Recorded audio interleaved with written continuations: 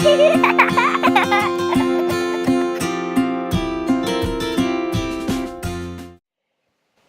bien, bonjour tout le monde, bienvenue sur Famille TV.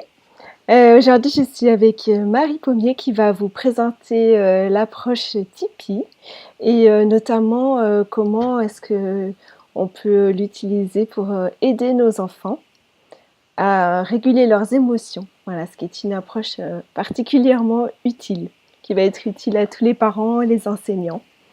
Bonjour Marie. Bonjour, bonjour Florence, bonjour à tous et à toutes. Alors, pour démarrer, est-ce que vous pourriez nous dire, en gros, en très gros, ce que c'est l'approche Tipeee? Ce que ça signifie? Me donner une petite définition? Alors, l'approche Tipeee. En fait, Tipeee est une association qui a pour vocation de rappeler aux humains, de nous rappeler à tous que nous avons une fonction de régulation émotionnelle. Nous avons une capacité naturelle de régulation émotionnelle. Voilà. Et donc, on a pour mission, on se donne pour mission de venir nous réapprendre à utiliser notre capacité de régulation émotionnelle. Voilà. Super programme. Ouais. Super programme. On va parler donc de cette possibilité pour les adultes et puis aussi pour les enfants, ce qui va être très précieux. Voilà, si vous voulez vous présenter un petit peu pour les gens qui ne vous connaissent pas. Ouais. Donc, je suis psychologue de formation, psychologue pour enfants et adolescents. Et bien sûr, en tant que psychologue, eh bien, qu'est-ce qui nous empêche d'être heureux? Qu'est-ce qui finalement nous empêche de vivre une vie sereine et épanouie? Eh bien, la plupart du temps, ce sont nos émotions. Donc, pendant de longues années, je suis allée me former à différentes approches, différentes techniques, dans ce but, jusqu'au jour où j'ai découvert donc la régulation émotionnelle. Et depuis, je partage la régulation émotionnelle pour les adultes, aux praticiens. Enfin, je forme des praticiens, voilà. Et ce qui me tient à cœur particulièrement, c'est évidemment de former les parents et les instituteurs, les professeurs, pour qu'ils puissent intervenir sur les petits, afin que les petits régulent leurs difficultés émotionnelles. Super. Et on peut préciser aussi que ça se fait donc soit chez vous, soit par Skype. Donc, il y a une possibilité. Tout à fait. Alors, il y a des formations de groupe, un petit peu partout en France, ou alors on peut se former effectivement en individuel, en session individuelle par Skype. Voilà, donc quel que soit l'endroit où on se trouve en France ou en francophonie, on peut toujours trouver le moyen de se former, comme je l'ai fait. Exactement. Ok, on peut peut-être rentrer plus en détail dans Tipeee, expliquer un petit peu d'où ça vient. Ouais. D'où ça vient? Comme je vous l'ai dit, c'est une capacité de régulation émotionnelle que nous avons tous, dont nous, les humains, finalement, nous sommes tous dotés. Quelle que soit notre culture, quelles que soient nos origines, on a tous cette capacité. Par contre, la personne qui a redécouvert ou découvert, isolé cette capacité de régulation émotionnelle est un Français, Luc Nicon, qui est un chercheur en pédagogie, et dans le cadre de ses recherches sur les blocages d'apprentissage, a isolé, a découvert cette capacité de régulation émotionnelle. Fort de cette découverte, il a mené une recherche scientifique sur plus de 300 personnes pour pouvoir bien mesurer à quel point cette capacité pouvait réguler nos émotions. Et bonne nouvelle, elle peut réguler toutes nos émotions, quel que soit, encore une fois, notre âge, enfin pour les enfants à partir de 2 ans, quel que soit notre âge, notre culture, nos origines. Voilà. Et donc ça fait 10 ans qu'il a créé cette association, Tipeee, pour enseigner à des praticiens, pour former des praticiens qui peuvent recevoir en cabinet pour aller réguler des émotions, ou bien pour former tout un chacun, afin que nous puissions, nous-mêmes, en autonomie, nous servir de notre capacité de régulation émotionnelle. Donc c'est dans le moment, au moment où se produit l'émotion que cette méthode permet d'agir. Voilà, alors encore une fois, je vais un peu vous embêter, Florence, c'est pas une méthode. À partir du moment D'accord. où nous sommes en perturbation émotionnelle, effectivement, notre corps, nous avons la possibilité de réguler cette perturbation émotionnelle de façon définitive. Ce qui est effectivement une approche, une technique, c'est quand nous allons voir un praticien pour réguler une émotion que nous n'avons pas là maintenant sur le moment, comme la phobie de l'avion par exemple, et que nous voulons réguler cette émotion que nous n'avons pas là maintenant. Donc là effectivement, ça c'est une approche pour pouvoir aller se libérer en, en différé, au moment où nous n'avons pas de perturbation. Mais ce que nous avons tous, c'est la capacité de réguler nos émotions au moment où nous les vivons. Tout à fait.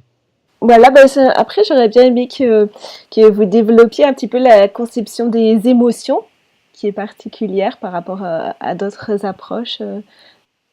Alors, c'est pas tant comment on les conçoit que justement la découverte que Luc Nicon a faite, c'est que quand nous sommes en perturbation émotionnelle, nous avons toujours des sensations physiques qui sont présentes dans notre corps, des sensations physiques inhabituelles. Et c'est en allant, en revenant finalement à ces sensations physiques qui ont envahi notre corps, et en laissant faire notre corps, en laissant ces sensations physiques se transformer d'elles-mêmes, faire finalement ce qu'elles veulent dans notre corps, que nous allons retrouver une quiétude physique dans un premier temps. Si on laisse ces sensations physiques faire ce qu'elles veulent très rapidement, très rapidement, on va retrouver une quiétude physique et on va s'apercevoir que finalement, on n'est plus perturbé non plus émotionnellement. On n'est plus perturbé émotionnellement là, sur le moment, mais toutes les fois où on va être confronté à la même situation qui venait de nous provoquer une émotion, nous ne serons plus perturbés émotionnellement.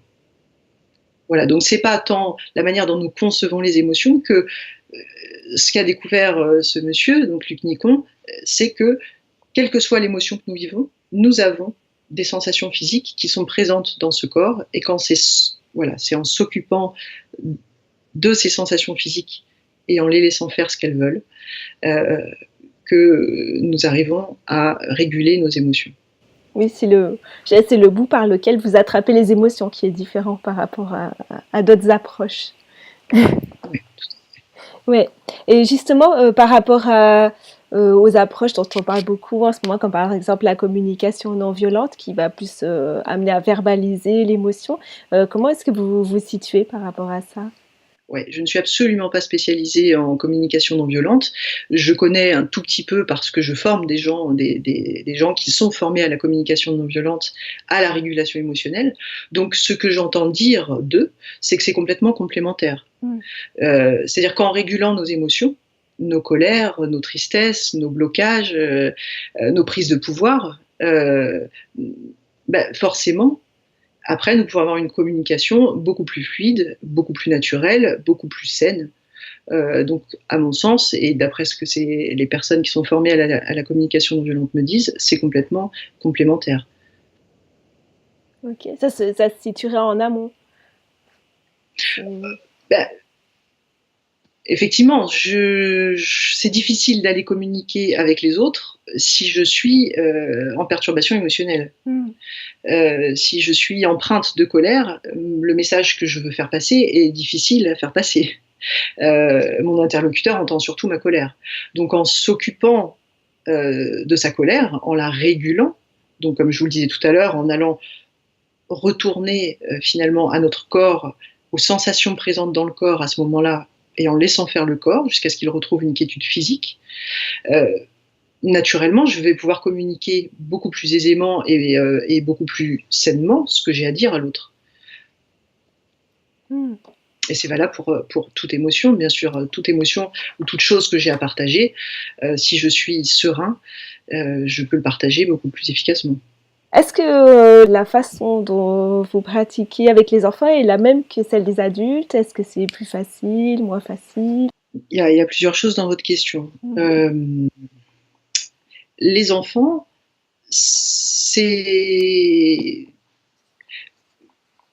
on va apprendre à intervenir sur les enfants pour leur permettre de réguler leurs émotions. Parce qu'un enfant, il apprend et il fait. Il n'apprend pas intellectuellement, il va apprendre en faisant.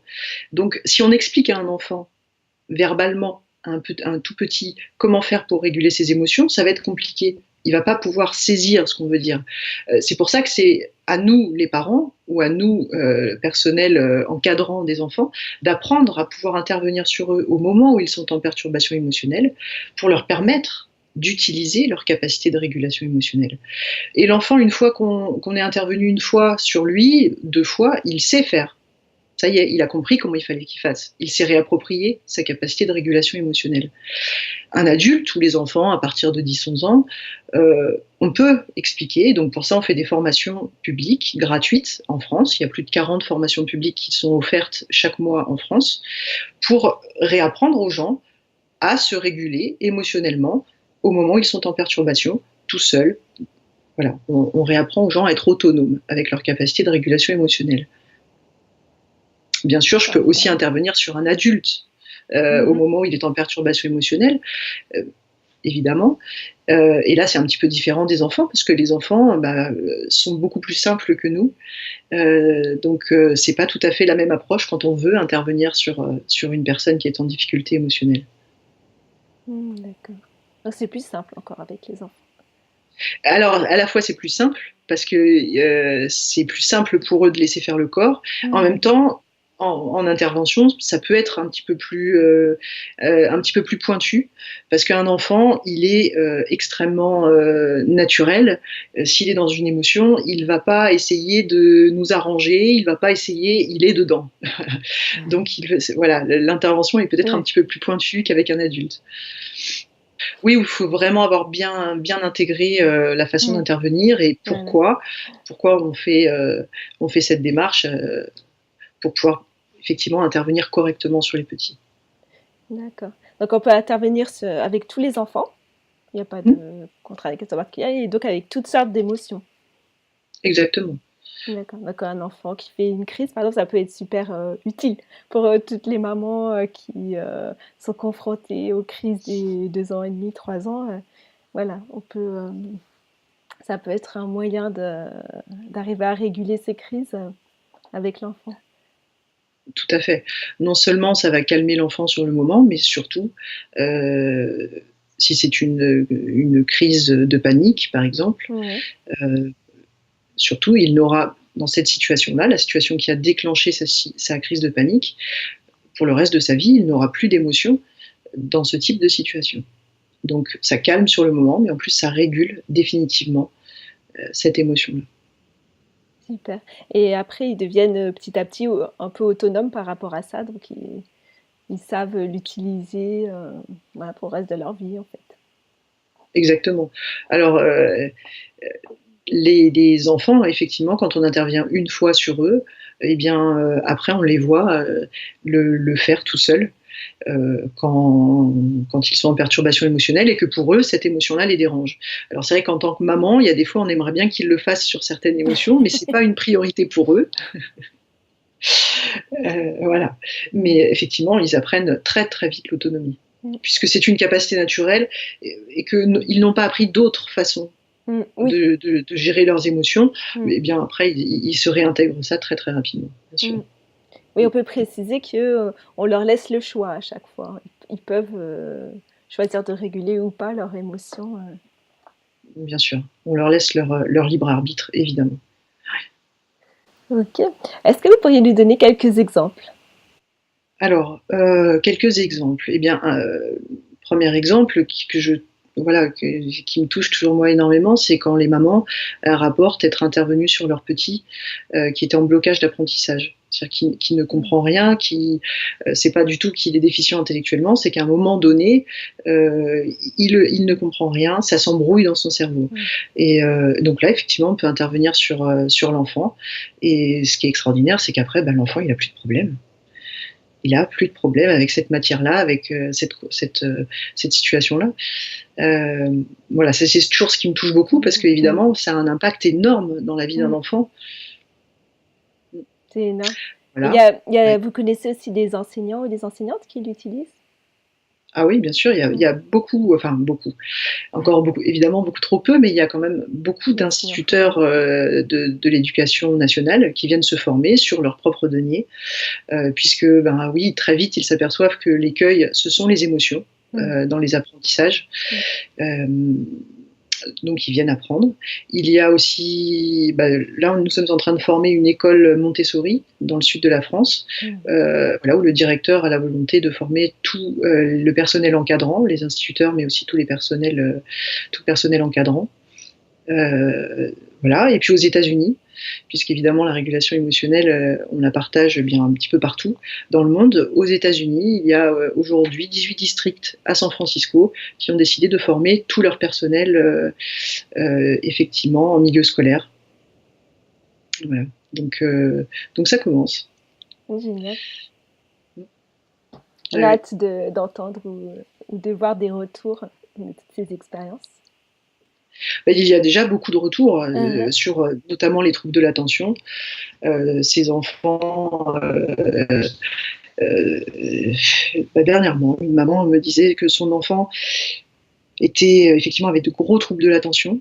Son institutrice était à bout, disait qu'elle ne pouvait plus gérer cet enfant, qu'ils étaient en train de réfléchir pour éventuellement le sortir du milieu scolaire, tellement il avait de gros troubles de l'attention. Ce petit, elle était intervenue une fois sur lui, sur une émotion. Et l'institutrice a rappelé la maman et a dit: mais qu'est-ce que vous avez fait à votre fils? Vous lui avez donné des médicaments? Qu'est-ce qui s'est passé? Elle a dit: non, non, mon petit a régulé une émotion. Et elle a dit: mais c'est extraordinaire, maintenant il s'assied comme tout le monde, il passe sa journée tranquille sur sa chaise à faire ses exercices. Voilà. Donc Formidable. des choses miraculeuses comme ça, bien sûr, on en a beaucoup, très Mmh. souvent. Et voilà. Ah, c'est super, c'est vraiment encourageant. Ouais. Bah, je sais pas si vous avez d'autres exemples de D'autres exemples, d'enfants qui, oui, plein, ah bah évidemment, oui, plein, plein. Les réfléchis. enfants qui sont, voilà, qui ont peur du noir, donc qui veulent pas aller se coucher, par Mmh. exemple. Évidemment, ça c'est très fréquent. Et bien voilà, ils régulent leurs émotions au moment où ils sont pris de peur, au moment d'aller se coucher. Et puis ben, après, c'est tout tranquille pour eux d'aller se coucher, il n'y a plus de problème. Ah, c'est Voilà. super. Voilà, ça peut être aussi avec le dégoût des aliments. Ça, c'est toujours rigolo et en même temps très chouette. Un enfant qui, voilà, les fameux brocolis, épinards et autres verdures, qui les rebute totalement, eh bien, une régulation et puis il n'y a plus de problème. Alors, ça ne devient pas forcément leur aliment préféré, mais ils peuvent goûter, ils n'ont plus ce dégoût. Mmh. J'aurais pas pensé. Évidemment, toutes les phobies, phobie scolaire, mais phobie des animaux, phobie. Je pense par exemple à une petite fille qui ne pouvait pas fermer son manteau jamais, ni mettre une écharpe. Elle avait vraiment la phobie d'avoir quelque chose autour du cou.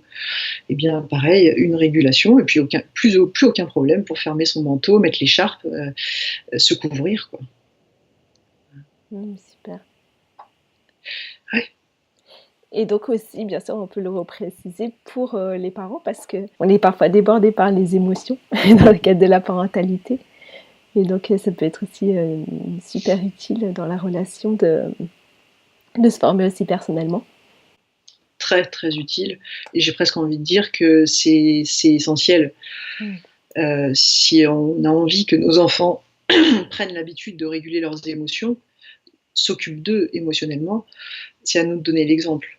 Un enfant, ça apprend par imitation. Et bien sûr, si le parent, lui, se laisse déborder par ses accès de colère, d'autoritarisme et toute autre émotion, de tristesse, de blocage, etc., c'est difficile d'aller demander à nos enfants de faire la même chose. Et bien sûr aussi, lorsque nous régulons nos émotions, le comportement de nos enfants change, même si eux ne régulent pas leurs émotions. Un parent tranquille, évidemment, on va moins provoquer de crise chez nos enfants. Oui, tout à fait.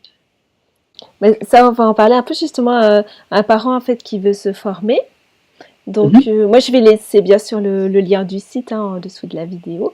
Mais on peut préciser peut-être voilà, quelles sont les différentes possibilités de formation, combien de temps ça dure. Bien Voilà. sûr.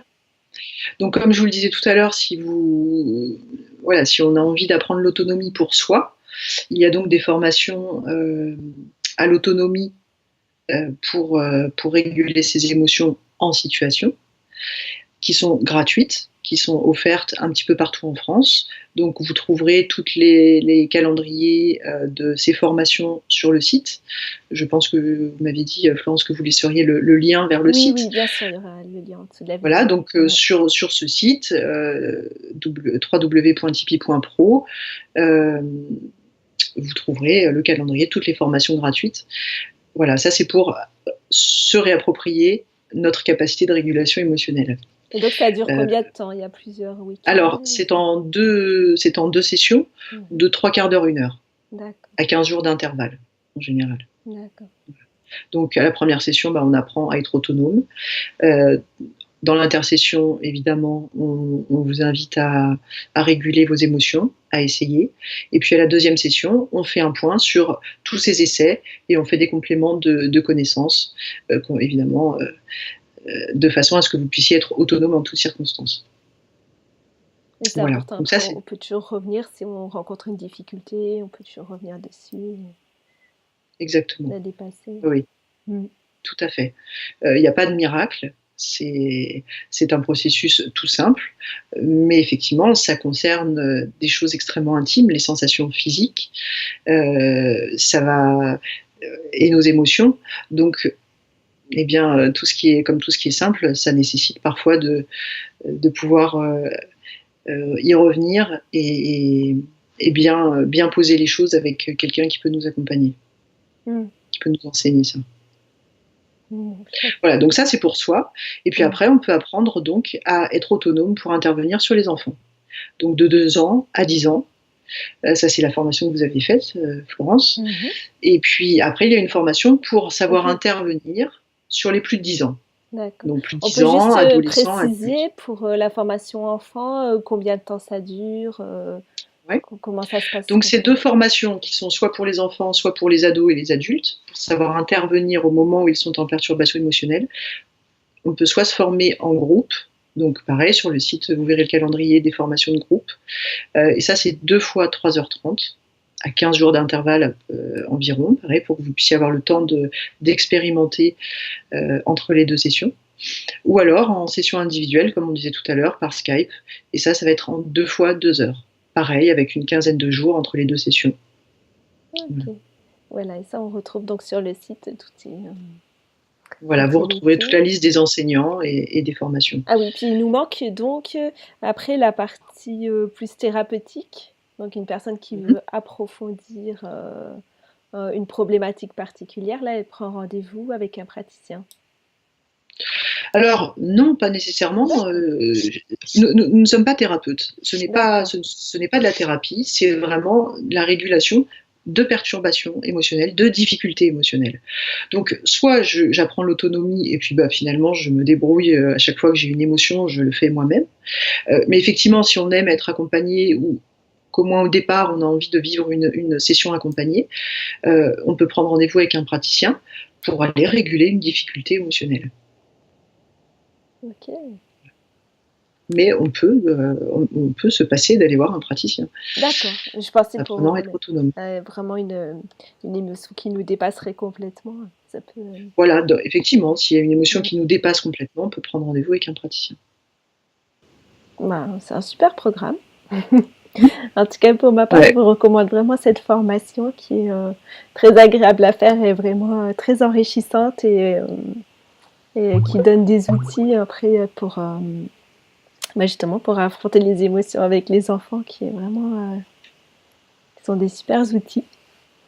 cette hygiène émotionnelle, c'est une base à offrir à nos enfants, ouais, pour qu'ils puissent avoir une vie, un choix de vie et une vie sereine, épanouie. Et, et, et voilà. Bah, merci beaucoup. Merci à vous, Florence. Merci beaucoup. Je vous souhaite vraiment de bien vous régaler avec vos petits, puisque puisque je sais que vous avez 2 petits. Et puis, à vous tous. Merci. Et puis, moi, je vous invite, si vous avez des questions, des questions que j'ai oublié de poser, bah, vous pouvez les laisser en commentaire. Et puis, voilà, on vous répondra quand c'est Oui, possible. je me ferai un grand plaisir de vous répondre si effectivement vous avez d'autres questions que nous n'avons pas abordées, auxquelles nous n'aurions pas pensé. Voilà, c'était avec grand plaisir. Super. Ouais, merci beaucoup pour cette présentation. Merci à vous, Florence.